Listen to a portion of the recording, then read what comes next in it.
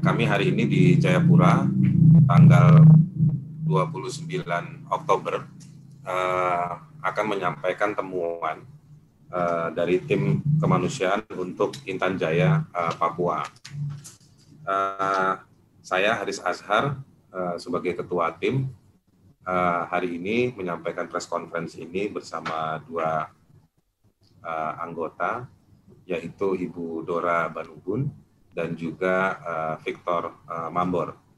Jadi tim ini dibentuk sejak 10 hari yang lalu terkait dengan pembunuhan Pendeta Jeremia Janambani di Hitadipa, Kabupaten Intan Jaya, Papua pada 19 September 2020. Tim ini kemudian bekerja dengan sejumlah mandat, diantaranya untuk melakukan pemulihan terhadap kondisi keluarga korban dan juga masyarakat. Dalam rangka kerja pemulihan tersebut, kami melakukan serangkaian tindakan, diantaranya mencari fakta-fakta, termasuk fakta-fakta pasca peristiwa pembunuhan Pendeta Jeremia Janambani pada 19 September tersebut. Maka kami melakukan serangkaian tindakan, diantaranya menemui dan mendatangi lokasi dan menemui masyarakat dan juga keluarga korban. Dan kami memiliki sejumlah temuan-temuan yang akan kami sampaikan pada pagi hari ini atau siang hari ini di Jayapura. Siapa yang ingin menyampaikan, Ibu? Silakan. Jadi saya akan menyampaikan beberapa soal latar belakang ekonomi politik Kabupaten Intan Jaya. Di Intan Jaya, performa pemerintahan daerah memang tidak seperti biasanya dalam arti lebih cukup menurun atau tidak perform dengan baik. Pemerintahan daerah Intan Jaya tidak lumpuh tapi tidak bisa bekerja secara normal. Banyak kantor-kantor dinas itu digunakan sebagai barak-barak militer atau digunakan untuk aparat keamanan. Yang kedua, Kabupaten Intan Jaya ini hanya bisa diakses lewat udara, jadi tidak bisa diakses lewat jalan darat, sehingga memiliki sejumlah keterbatasan untuk koordinasi dan lain-lain. Namun demikian, situasi performa yang tidak maksimal atau bahkan tidak normal ini bertolak belakang dengan kondisi potensi ekonominya. Jadi di Kabupaten ini berdaya mineral yang lebih dikenal dalam bahasa umumnya emas, yang sangat studi geologi, itu informasi yang cukup otentik bahwa kandungan emasnya sampai juta ton yang tersebar di sejumlah kampung. Kalau pakai pendekatan irisan dengan manusia, kandungan tersebut ada di sejumlah kampung di Kabupaten Intan Jaya dan hanya berjarak 35 km garis lurus dari Grasberg yang dikelola oleh Freeport di Kabupaten Mimika. Jadi memang Intan Jaya ini secara keamanan cukup meresahkan, secara tata kelola pemerintahan cukup di bawah performa, tetapi di saat bersamaan ada kandungan sumber daya alam yang sangat luar biasa. Sedikit soal kandungan emas tersebut, beberapa tahun ada eksplorasi dari Freeport Indonesia, namun kemudian tidak berlanjut pada eksploitasi, karena dari informasi yang kami coba kumpulkan, ada ketidakcocokan dari sisi bisnis untuk berlanjut. Sempat muncul beredar pada saat hampir bersamaan kami coba rekonstruksi sempat muncul di saat bersamaan surat yang ditandatangani oleh Papua terkait dengan penunjukan izin tambang tersebut. Kami juga konfirmasi ke Gubernur Papua dan ternyata Gubernur Papua mengatakan bahwa dia tidak pernah mengeluarkan surat tersebut.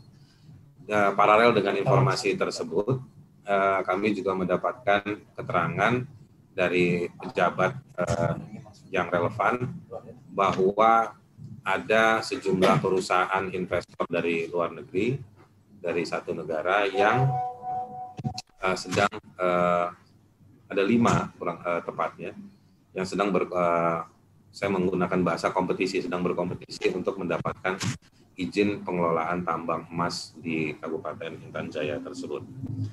Nah, ini gambaran latar belakang. Sementara saya juga ingin menggambarkan bagaimana Hitadipa. Hitadipa ini adalah nama yang belakangan sebulan terakhir ini banyak muncul sebagai penyebutan lokasi di mana Pendeta Jeremia Janambani dibunuh. Dan dari situ sebetulnya kami jadi tertarik untuk memotret lokasi Hitadipa ini. Hitadipa digunakan pada 2 nama secara administratif. Dia sebagai distrik, kalau buat teman-teman di Jakarta mungkin lebih mengenalnya kecamatan. Jadi ada kecamatan Hitadipa atau distrik Hitadipa, tetapi di dalamnya terdiri dari sejumlah kampung. Ada kampung Hitadipa lagi, dan di dalam distrik Hitadipa ada kampung Hitadipa, dan kampung Hitadipa ini adalah pusat administrasi dari distrik Hitadipa. Nah, Hitadipa sejak tahun 1962 itu masuk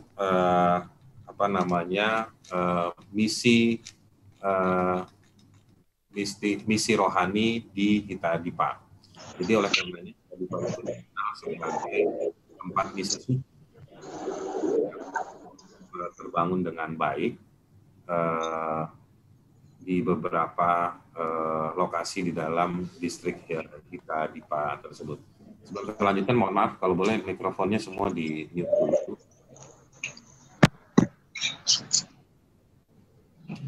Nah, jadi kemudian saya ingin langsung masuk ke 2 informasi penting. Di Hitadipa itu sejak lama juga berdiri sekolah, dan sebagai bagian dari pembangunan misi rohani tadi. Ada sekolah dan juga ada satu sosok yang namanya Jeremia Janambani. Pertama soal sekolah, itu kenapa saya ingin jelaskan, karena nanti akan terkait dengan profil soal militer yang berada di distrik Hitadipa tersebut, karena menggunakan markas sekolah sebagai markas Koramil. Jadi nanti saya jelaskan. Nah, di Hitadipa yang namanya Jeremia Janambani. Jadi Jeremia ini adalah orang tua pendeta yang bukan cukup lagi, tapi sangat dikenal dan dihormati di Kabupaten Intan Jaya. Sering dimintakan pendapat-pendapatnya, didatangi atau dipanggil untuk memberikan sejumlah pendapat atau pertimbangan-pertimbangan. Pendeta Jeremia Janambani ini juga dikenal sebagai penerjemah Injil ke bahasa Moni. Moni adalah suku yang berasal dari Intan Jaya dan cukup dominan atau mayoritas di Intan Jaya. Pak Pendeta Janambani ini atau Jeremia Janambani ini sangat aktif, sehingga setelah dia selesai menjadi ketua klasis ketua klasis di Hitadipa, dia juga masih memberikan pelayanan ibadah di 2 kampung tetangga di dalam distrik Hitadipa tersebut. Nah, sekolah. Sementara soal sekolah itu adalah sekolah 1 atap, gabungan antara sekolah dasar dan juga sekolah menengah pertama. Di ada 300 anak-anak yang sekolah di tempat tersebut. Kebetulan kepala sekolahnya saat peristiwa adalah anak perempuan terakhir dari pendeta Jeremia Janambani. Semenjak Oktober, jadi Intan Jaya ini sebenarnya tidak pernah ada satu kebisingan, kekerasan, sampai akhirnya pada pertengahan Oktober tahun 2019 itu ada mulai sejumlah peristiwa. Nanti teman-teman bisa dapatkan hasil temuan kami secara tertulis, tapi singkatnya dari peristiwa-peristiwa tersebut yang terjadi dalam bentuk saling tembak antara TNI, anggota TNI dengan kelompok yang disebutnya sebagai KKB, lebih sering disebutnya sebagai KKB, kelompok kekerasan bersenjata, memunculkan berakibat korban. Yang juga kami melihat menarik, sebetulnya di pihak TNI juga ada sejumlah korban yang meninggal, tetapi tidak pernah diungkapkan. Jadi korban itu di antara para peserta konflik juga terjadi. Nah, sejak Oktober tersebut, pihak TNI turun ke Hitadipa. Jadi Hitadipa itu berjarak kira-kira sekitar 20 kilo atau belasan kilo, nggak sampai 20 kilo dari Sugapa. Sugapa itu adalah ibu kota Kabupaten Intan Jaya. Dari Sugapa itu TNI sudah mulai turun ke Intan Jaya, turun ke Hitadipa dan meminta tanah untuk dibangun markas Koramil di distrik Hitadipa. Masyarakat adat pernah berkumpul dan menyampaikan bahwa mereka bersedia memberikan tanah adat, yaitu di Umbuapa, tetapi lokasinya agak di bawah gunung sebagai markas Koramil. Tetapi tanah tersebut tidak kemudian diambil atau digunakan untuk markas Koramil, dan yang justru terjadi pada sejak Desember, pertengahan Desember, kurang lebih tanggal 17 Desember, pihak TNI justru menggunakan sekolah satu atap sebagai markas kegiatan operasi militer mereka di desa tersebut. Pada saat digunakan, kami coba konfirmasi apakah pernah ada permintaan izin, karena sekolah tersebut juga dikelola dengan dana dari Pemda. Pemda tidak pernah mendapati permintaan izin penggunaan fasilitas Pemda oleh militer, terutama untuk konteks di Hitadipa lebih fokus lagi pada soal sekolah satu atap. Kepala sekolah juga tidak pernah mengetahui rencana maupun penggunaan sekolah tersebut. Sejak akhir tahun lalu memang sudah banyak mengungsikan diri dari masyarakat karena ketakutan dari situasi yang berubah di distrik Hitadipa tersebut. Nah, itu juga sekaligus menjelaskan bahwa profil tentang peningkatan pasukan TNI di Hitadipa. Tapi secara keseluruhan di Intan Jaya sendiri, peningkatan aktivitas dan juga otomatis keberadaan TNI juga cukup tinggi, terutama pasca penembakan pendeta Jeremia, terlebih-lebih pasca pernyataan dari Menko Polhukam Saudara Mahfud MD yang mengatakan masyarakat justru meminta TNI hadir. Dari sejumlah informasi yang kami dapat, aktivitas pengiriman pasukan itu juga cukup tinggi. Kami tidak punya data yang resmi, tapi ini mungkin kami nanti ke depan pasca hari-hari ini akan meminta konfirmasi ke pihak TNI sendiri atau ke pemerintah pusat soal jumlah dan tujuan pengiriman pasukan. Jadi ada dua model keberadaan TNI di Intan Jaya, itu yang organik seperti Koramil, lalu dan struktur-struktur yang ada di atasnya, dan juga yang non-organik, operasi militer gabungan yang punya struktur kepemimpinan tersendiri dia berbeda dengan struktur kepemimpinan yang organik, yang ada di teritorial. Jadi ada dua pejabat tinggi militer yang berada di Kabupaten Intan Jaya.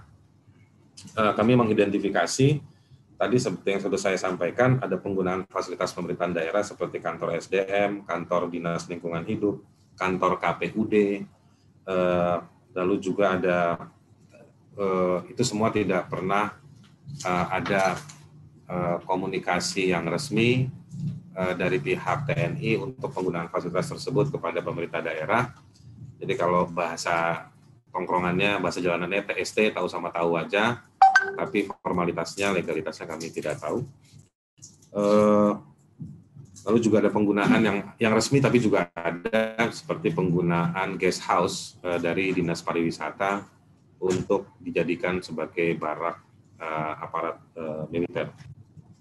Beberapa pasukan yang kami identifikasi, misalnya pasukan 433 Brawijaya, kami dapat informasi juga ada Kopassus 1 Regu, lalu pasukan 753 Infanteri, itu ada di Intan Jaya. Kami tidak dapat informasi yang cukup apa tujuan, strategi, atau legalitas keberadaan atau mobilisasi pasukan-pasukan tersebut di Kabupaten Intan Jaya. Saya tadi sudah gambarkan juga soal profil Pendeta Jeremia, tetapi ada satu yang menarik dari profil Pendeta Jeremia, yaitu terkait dengan dugaan penghilangan orang secara paksa pada tanggal 21 April 2020. Jadi pada tanggal 21 April tahun 2020, itu ada kegiatan semacam sweeping COVID di Kabupaten Intan Jaya, di ibu kotanya yaitu di Sugapa, di depan kantor Koramil di Sugapa. Lalu ada 3 orang yang diamankan atau tidak diizinkan lanjut setelah pemeriksaan sweeping tersebut, dan satu orang kemudian tidak lanjut ditahan, tapi ada 2 orang yang kemudian lanjut ditahan dan dibawa ke dalam kantor Koramil. 2 orang tersebut sampai hari ini tidak pernah kembali. Ada sejumlah informasi yang coba dicari oleh pihak keluarga atau pihak masyarakat, terutama ada 4 orang yang diminta oleh masyarakat dan keluarga untuk mengurus. Salah satunya adalah Pendeta Jeremia Janambani. Singkatnya, mereka memutuskan karena ini diduga COVID, maka mereka menunggu 2 minggu sebagaimana standar. Mereka menduga secara sepihak mungkin ini diketahui positif COVID atau dicurigai, maka standarnya 2 minggu harus isolasi. Tapi setelah 2 minggu, kedua orang itu tidak kembali, dan utusan termasuk Pendeta Jeremia akhirnya mencari tahu hingga ada beberapa kali kunjungan, audiensi atau advokasi meminta keterangan dari para pihak yang berwajib atau otoritas yang resmi. Hingga sekali waktu pernah ada pertemuan dari semua stakeholder pemerintah yang ada di kabupaten, ada bupati, wakil bupati, pimpinan militer, pimpinan polisi di kabupaten tersebut, dan Pendeta Jeremia pernah mengatakan bahwa secara tegas, karena dia dikenal juga orang yang tegas di masyarakat, dia mengatakan bahwa kalau memang kedua orang tersebut sudah meninggal, tolong beritahu kepada kami di mana kuburannya biar kami bisa melakukan ibadah duka. Jika memang masih hidup, tolong tunjukkan kepada kami ada di mana supaya mereka bisa kembali ke keluarganya. Dan itu statement itu ditujukan ke pimpinan militer pada pertemuan tersebut. Pendeta Jeremia juga salah satu nama dari 6 nama yang disebut oleh tentara ketika peristiwa menjelang pembunuhan beberapa jam sebelum pembunuhan terhadap pendeta Jeremia pada tanggal 19 September 2020. Jadi memang selain peristiwa penghilangan paksa juga ada rentetan rangkaian sejumlah peristiwa dari mulai open fire atau saling tembak antara pihak militer dengan yang dituduh sebagai KKB. Kenapa saya gunakan kata dituduh? Karena pihak-pihak tersebut itu ada jauh di hutan, artinya identitasnya tidak solid muncul saling berhadapan.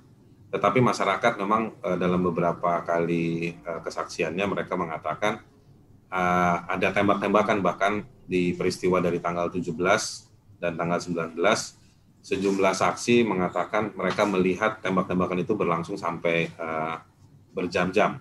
Ada di yang peristiwa pada 17 dan 19 itu sampai lebih dari 2 jam. Dan ada 2 korban dari pihak TNI juga yang meninggal dan terluka, dan juga senjatanya dirampas oleh pihak musuh dari TNI. Nah, jadi memang ada berbagai peristiwa dan saya ingin fokus sekarang ke temuan kami di 17 sampai 19 September. Sebagaimana tadi yang saya sudah mulai, di 17 September siang hari sekitar pukul 12 terjadi tembakan ke rombongan anggota TNI di Sugapalama, di distrik tetangga, mengakibatkan 1 orang anggota meninggal dan 1 laras panjang milik TNI diambil oleh OPM. Pasca penyerangan di atas, masyarakat ini mulai serangan ke warga sipilnya adalah pasca penyerangan tersebut justru masyarakat Hitadipa yang dipanggil satu persatu, meskipun tidak semuanya, lalu diberitahukan kepada mereka agar senjata yang hilang diambil OPM untuk segera dikembalikan dan minta agar gembala pendeta mengumumkan. Jadi ada sejumlah pendeta-pendeta di distrik tersebut. Pendeta secara kultural di Papua ini sangat dihormati dan didengar. Jadi pihak TNI meminta kepada sejumlah gembala pendeta mengumumkan dan juga meminta agar warga mengutus orang ke kampung lain di distrik Hitadipa dengan pesan yang sama agar senjata dikembalikan. Pesan tersebut juga diiringi dengan ancaman bahwa kalau tidak dikembalikan, distrik di Hitadipa akan dibom. Praktek ini terus terjadi, yaitu meminta dan ancaman tersebut pada keesokan harinya tanggal 18 September. Pada 19 September, sekitar jam 9 pagi, 2 hari kemudian, masyarakat dikumpulkan oleh anggota TNI di lapangan depan kantor Koramil dan dipimpin langsung oleh Dan Ramil di kantor tersebut. Dikatakan kepada masyarakat bahwa diberikan waktu 2 hari untuk mengembalikan senjata yang dirampas pada 17 September. Dan jika tidak dikembalikan dalam 2 hari, maka akan dilakukan operasi penumpasan ke warga. Lebih lanjut, memerintahkan kepada 2 orang pemuda untuk mencari Melianus Wandagau, kepala suku Moni di Sugapalama, yaitu lokasi perampasan senjata pada 17 September. Masih pada hari yang sama, 19 September, ini hari yang cukup mencekam buat masyarakat di Hitadipa. Pada siang harinya, masyarakat kembali dikumpulkan di depan Gereja Immanuel I oleh anggota TNI bernama Alpius, anggota TNI Koramil, dan juga Alpius mengatakan pendeta gembala tidak pernah mengajarkan 10 hukum atau 10 perintah Allah kepada jemaat gembala. Tidak ajarkan kepada jemaat atau masyarakat. 10 perintah Allah jelas tidak boleh membunuh orang. Tapi kamu dalam rangka menyampaikan ke warga, tapi kamu membunuh orang. Alpius juga mengatakan bahwa orang-orang atau masyarakat Hitadipa yang menjadi musuh, lawan dan perang dengan saya, kami menduga saya itu sebagai menginstitusionalisasi dirinya, yang menyatakan menjadi musuh, lawan, dan perang dengan saya adalah antara lain Jimmy Sani, Pendeta Yeremia Janambani, Pendeta Yakobus Maiseni, Ibu Naomi Kobogau, Roni Majau, dan Amoli Wandagau. Akibat pernyataan itu, semua ibu-ibu dan bapak-bapak yang ada dalam situasi tersebut yang dikumpulkan, termasuk pendeta dan gembala, menangis di depan Alpius. Sebelum saya lanjutkan, Alpius ini adalah anggota TNI di kantor Koramil yang menggunakan SD sebagai sekolah satu atap sebagai markasnya, yang sering berkunjung datang ke rumah-rumah warga untuk pernah numpang mandi di kamar mandinya Pendeta Yeremia, pernah minta sayur, nongkrong, main, berkunjung ke rumah-rumah warga. Jadi Alpius ini cukup dikenal, bahkan dapat julukan dengan tambahan Alpius dengan satu marga lokal, karena dia suka ikut ibadah di satu gereja yang banyak dari marga atau keluarga tertentu. Nah, pada hari yang sama sekitar jam 13 lewat, terjadi penembakan dari arah utara oleh OPM ke arah markas Koramil persiapan Itadipa. Jadi sebenarnya Koramilnya belum ada nomornya, masih disebutnya sebagai Koramil persiapan Itadipa. Akibatnya satu personil BKO di bawah koordinasi operasi tewas di pos tersebut. Jadi posnya diserang. Tapi serangan tersebut dari luar distrik Itadipa atau dari luar kampung Itadipa.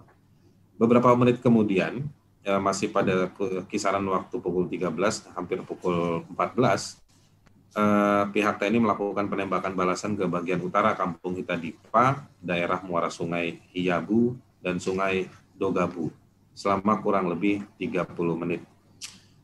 1 jam kemudian, Ibu atau Mama Meriam Janambani, istri dari Pendeta Yeremia Janambani, itu ketika berjalan pulang ke rumahnya bertemu dengan rombongan anggota TNI yang dalam bahasa verbalnya Ibu Meriam mengatakan kurang lebih panjangnya sekitar 50-60 meter. Dari saksi yang lain kami bisa dapat angka kalkulasi sekitar lebih dari 75 orang anggota TNI yang berjalan di kampung tersebut. Jadi di kampung tersebut ada 75 anggota TNI yang bergerak. Dan Mama Janambani atau Mama Meriam, istri pendeta almarhum, itu terkejut dan takut. Dalam laporan kami tidak tulis, tetapi dia bersaksi kepada kami, dia sampai sampai terkencing di dalam jalannya tersebut. Tapi Mama sempat memandang Alpius dan Alpius memandang Mama, dan Alpius memberikan 3 pertanyaan. Apakah Mama lihat orang di sini? Mama menjawab tidak. Apakah Mama lihat orang jalan di sini? Mama jawab tidak. Lalu ditanya di mana, jadi Bapak ada di maaf, terus Mama cuma bilang tidak, dan Mama bilang saya cuma tahu ada Bapak di kebun, di kandang babi. Jadi Alpius tanya, jadi Bapak ada di kandang babi? Dijawab oleh Mama, ya, kandang babi adalah lokasi di mana pendeta dibunuh atau dieksekusi. Nanti saya akan jelaskan. Kemudian pada berapa 20 menit kemudian, anggota TNI dengan atribut lengkap lewat jembatan induk sungai Hiyabu sampai di kampung Taun Dugu. Ada yang dijaga di jalan, sementara ada anggota TNI lain turun ke kampung Taun Dugu langsung membakar bangunan kesehatan. Jadi ada rumah dinas tenaga kesehatan di kampung Itadipa, dan pembakaran tersebut dengan dalih atau alasan ada OPM di balik bangunan rumah masyarakat tersebut. Rumah dinas tenaga kesehatan tersebut juga didiami oleh sejumlah keluarga, yang hidup secara hari-harian, maka ada alat-alat rumah tangganya, ada ijazah-ijazah sekolah anak-anaknya, satu motor juga ikut terbakar. Setelah pembakaran tersebut, jam 15.30, 4 anggota TNI menuju kandang babi milik pendeta. 2 anggota TNI berjarak sekitar 24 meter dari Jalan Induk Kabupaten Intan Jaya. Di dalamnya ada Jalan Induk. Sedangkan 2 anggota lainnya, salah satunya Alpius, langsung menuju bangunan kandang babi. Sebelum saya lanjutkan, saya kasih background sedikit bahwa sejak pagi Mama Meriam dan Pendeta Jeremia itu pergi ke kebun dan kandang babi itu jaraknya tidak terlalu jauh. Jadi ngurus ternak dan ngurus kebunnya. Dan ketika siang, seperti saya jelaskan tadi, ada suara tembakan, sebagaimana SOP yang pernah diajarkan anggota TNI kepada masyarakat, agar jika mendengar tembakan masuk ke dalam rumah. Karena waktu itu yang dekat dengan mereka, kedua orang, yaitu Ibu atau Mama Meriam dan juga Pendeta Jeremia adalah kandang babi, akhirnya mereka masuk ke kandang babi. Jadi baru jam 3 kemudian Mama keluar, yang tadi ketemu dengan Alpius dan pasukan, dan kemudian ada pembakaran, dan ada 4 anggota TNI mendatangi kandang babi, karena yang kembali ke rumah hanya Mama Meriam, Pendeta Jeremia Janambani tetap di kandang babi. Dan sekitar jam setengah 4 lewat, 4 orang anggota TNI tersebut mendatangi kandang babi. Jadi ada proses dialog sebelum dieksekusi, yaitu diminta angkat tangan, lalu dijawab sambil angkat tangan oleh pendeta bahwa saya adalah hamba Tuhan. Jadi sambil angkat tangan. Namun kedua anggota TNI tetap melakukan tembakan, dan berdasarkan luka yang ada, terkena di tangan sebelah kiri, tetapi di lukanya itu tidak hanya bekas peluru, tapi juga ada semacam luka ke atas.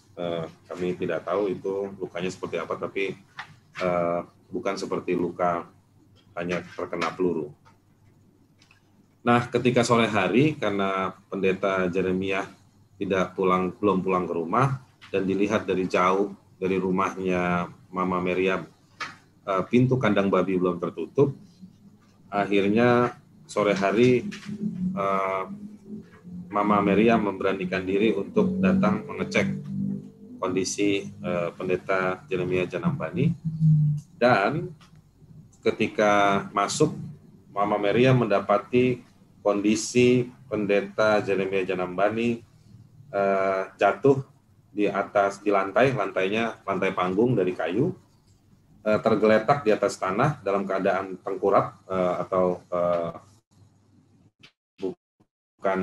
bukan menghadap ke atas, tetapi menghadap ke lantai kayu, dan dalam kondisi berlumuran darah yang cukup banyak.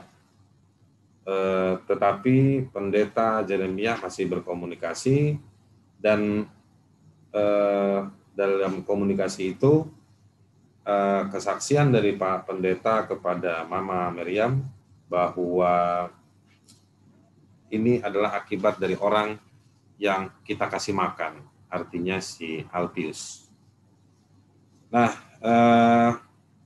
lalu juga didapati kondisi Pak Pendeta ditikam dengan pisau, diduga pisau besar, mungkin semacam kayak pisau sangkur, di bagian belakang atas tubuhnya, itu belakang leher atau sekitar bagian belakang leher. Dari luka tersebut juga banyak mengeluarkan atau terjadi pendarahan.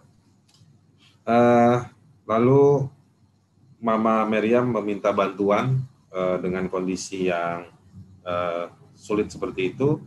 Ada 2 orang saksi di dekat kandang babi yang dimintakan tolong, 2 orang ibu-ibu perempuan untuk menjaga, sementara Mama Meriam meminta bantuan ke masyarakat, tetapi masyarakat juga sedang berkumpul di sejumlah rumah dalam keadaan takut, tidak berani keluar. Dan ketika Mama datang ke salah satu rumah, yaitu rumah Pak Yusak, mereka semua belum berani keluar malam itu dan meminta mama untuk tetap bersama mereka. Dari saksi yang menemani Pak Pendeta, kedua orang mama itu mereka akhirnya sampai pagi, dan dalam kesaksiannya Pak Pendeta menghembuskan nafas terakhirnya tengah malam kisaran pukul 12, yang sebelumnya ada semacam kegiatan ada kegiatan doa dari dua mama yang menemani Pak Pendeta, dan pendeta juga melakukan doa sebelum akhirnya benar-benar meninggal dunia. Berikutnya soal luka tembakan pendeta Yeremia, bahwa penembakan di atas terhadap pendeta Yeremia dilakukan dengan senjata api standar militer, dilakukan dengan jarak kurang lebih 1 meter. Salah satu objek yang mengena ke bagian tubuhnya dengan 1 peluru ke tangan kiri bagian atas. Pada bagian kulit terlihat irisan lurus vertikal berkisar 7-10 cm. Tidak sekedar luka kulit akibat peluru. Akibat kondisi tangan juga hampir putus, tangan kiri yang terkena peluru tersebut.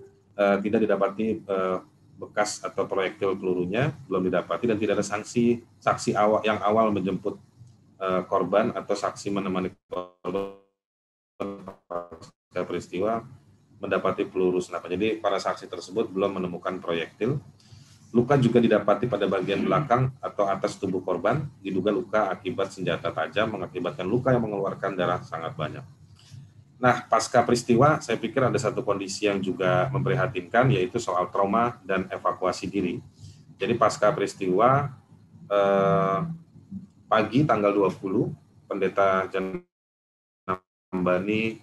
Yeremia Janambani dijemput dari rombongan masyarakat dipimpin oleh Kepala Puskesmas, Saudara Enos, dan beberapa orang lainnya, dibawa ke rumah ketua klasis di Hitadipa.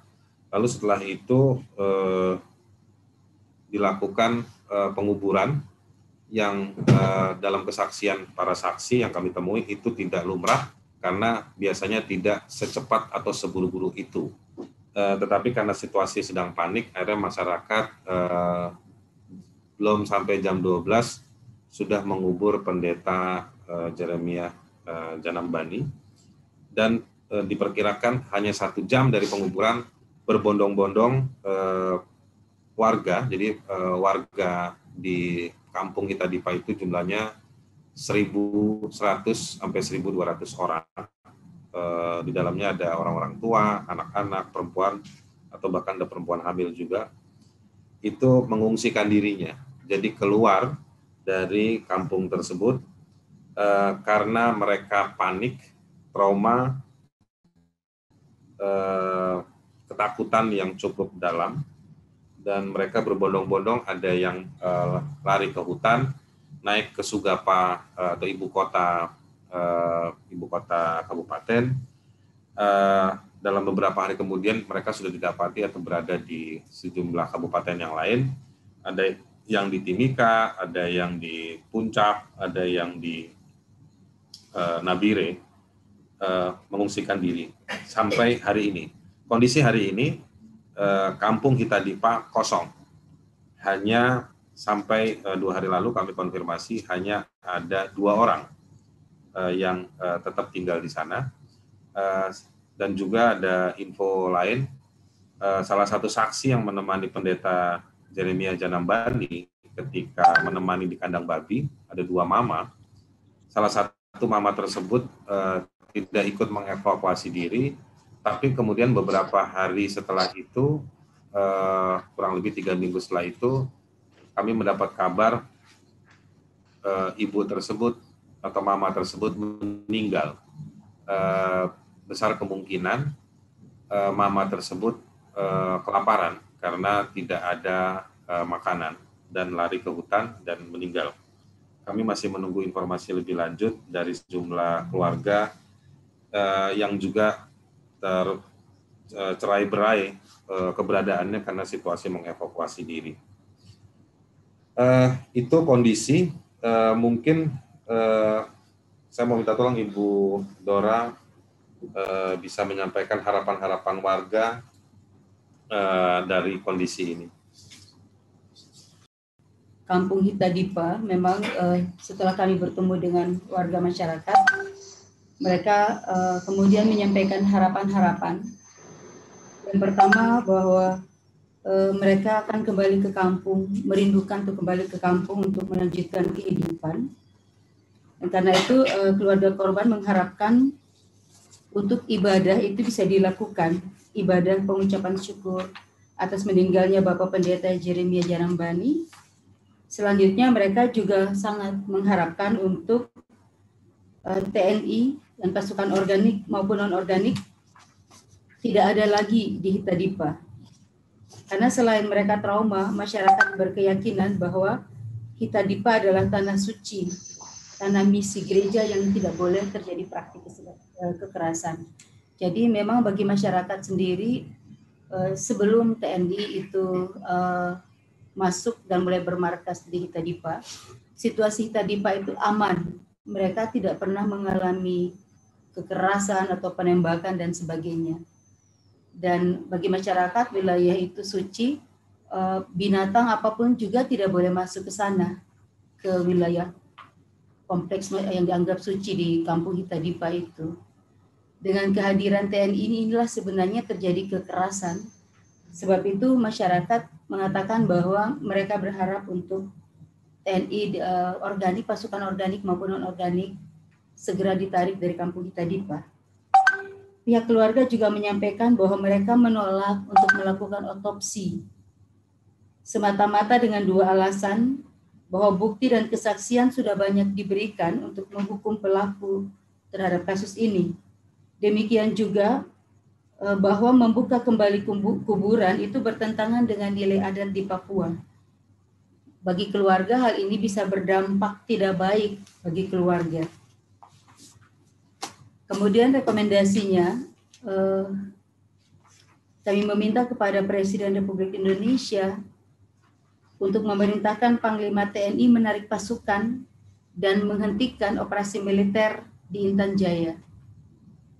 Yang kedua, kami meminta kepada Komnas HAM untuk segera melakukan penyelidikan atas dugaan pelanggaran HAM yang berat yang terjadi di Hitadipa, yang menurut hemat kami ini cukup panjang waktunya, sepertinya terorganisir, dan ini perlu memang kehadiran Komnas HAM untuk membuktikan.